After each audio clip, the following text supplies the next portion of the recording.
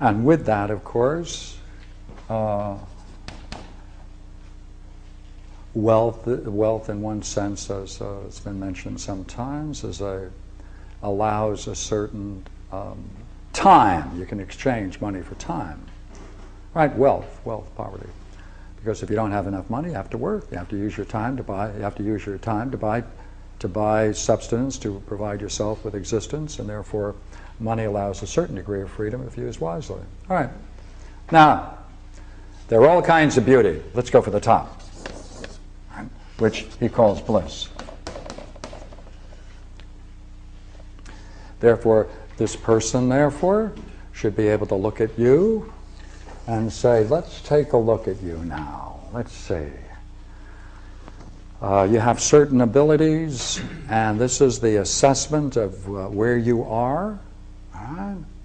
And now he has to then be able to direct you to these kinds of beauty. We picked the highest one, bliss.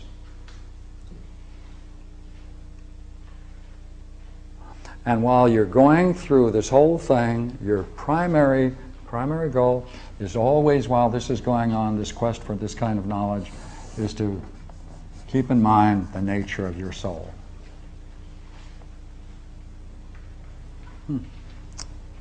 So I could read you now a section and see if we did any damage to it.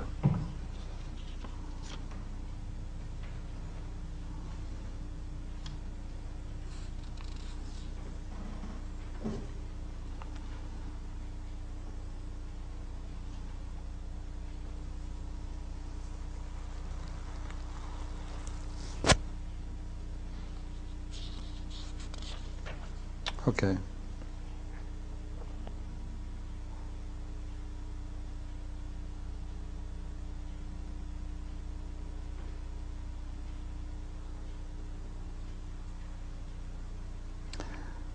And whoever took up a lot saw plainly what number he had drawn.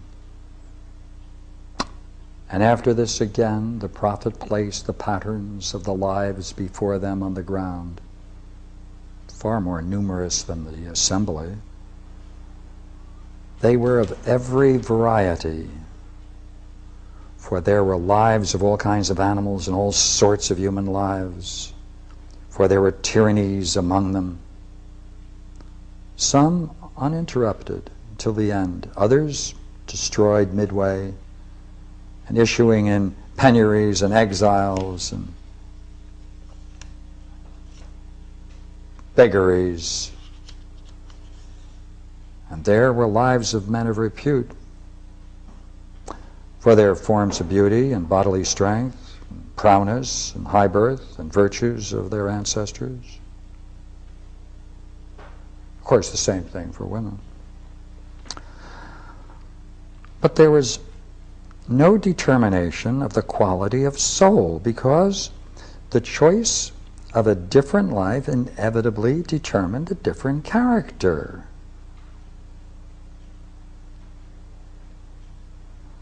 But all other things were commingled with one another: wealth, poverty, sickness, health, and all the intermediate conditions.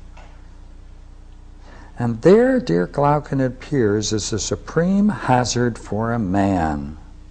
This is the chief reason why it should be our main concern that each of us, neglecting all other studies, should seek after and study this thing, if in any way he may be able to learn and to discover the man who will give him the ability and the knowledge to distinguish the life that is good from which is bad, always, everywhere, and to choose the best that the conditions allow, taking into account all the things which we have spoken, and estimating the effect of their goodness on this life,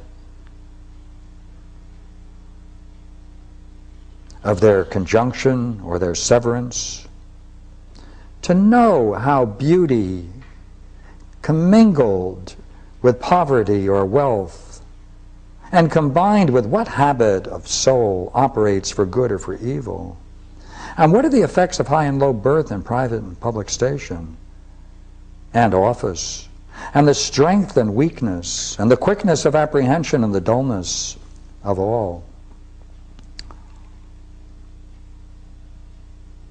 And similar acquired habits of the soul when blended and combined with one another, so that with consideration of all these things he'll be able to make a reasoned choice between the better and the worse life, with his eyes fixed on the nature of his soul, naming the worse life that which will tend to make it more unjust, and the better that which will make it more just. And all other considerations he'll dismiss, for we've seen that this is the best choice both for life and in death. So a man must take with him to the house of death adamine faith in this, that even there he may be undazzled by the richnesses and the similar trumpery that may precipitate himself into tyrannies and similar doings, and so work many past evil. So that's where so look here.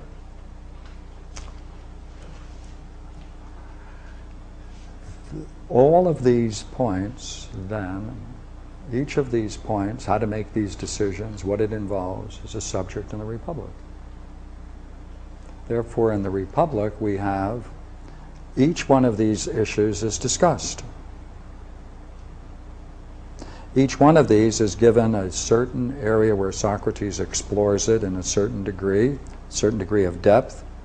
So he brings it all together in the myth of error, and he's saying, you know what you need? You need to find someone who knows the Republic and who can do it personally. Isn't that weird? I mean, isn't that strange? That's the way he ends it, right? That's what he's really doing. And therefore he says, he is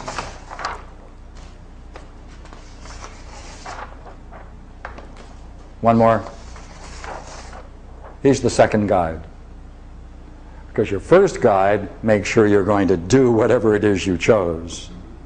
And the only way out for him is this quest for using the mind to explore what it is you are. See, this is really telling you what you are. That's really what it is, isn't it? These are all the influences on your soul. You say, okay, now you know what? You got to know all that. Why? Because then if we're going to choose what kind of beauty you want to experience, each one of these things is going to play its role. And so in the end of this myth, Socrates says, if we are to be guided by me. Let me go back into that last couple of sentences. And he sneaked that in, right?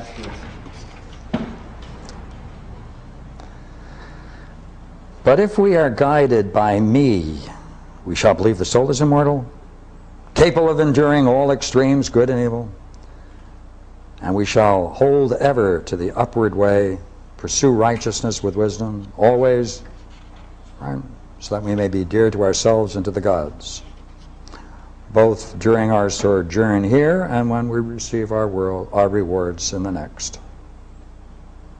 He says, then he goes on and says, as the victors in games go about gathering in their fame.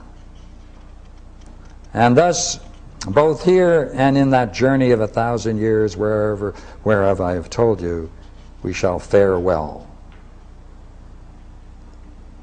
And let's throw it open for some questions and play some with it. That's the whole myth of Earth. And this is really the subject of Plato's Republic, condensed, compacted into the end of his myth. Clever? Yeah, he's quite a guy. I know someone who read all of it. So what is it? What is it like being taken through this strange thing called the myth of Earth? Just a comment. In studying Chinese medicine, the